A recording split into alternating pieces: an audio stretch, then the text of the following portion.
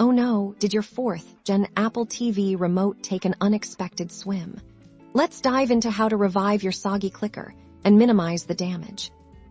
Time is of the essence. Immediately grab a clean, absorbent cloth or paper towel, wipe off any visible liquid from the remote surface. Paying close attention to the buttons and seams, don't press the buttons just yet.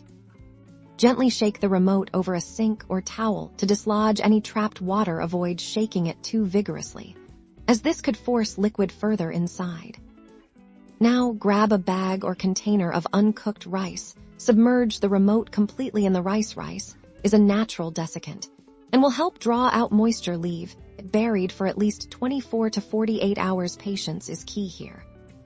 After the rice bath, use a small vacuum cleaner attachment on the lowest setting to gently vacuum around the buttons and charging port. This helps remove any residual rice dust or lingering moisture. Now plug the remote into a power source and attempt to pair it with your Apple TV.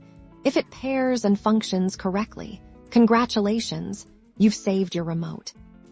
If the remote still isn't working, it might be time to consider a replacement. Liquid damage can sometimes cause irreparable harm. Check Apple's website or authorized retailers for a new 4th-gen Apple TV remote. Don't forget to properly dispose of your old remote.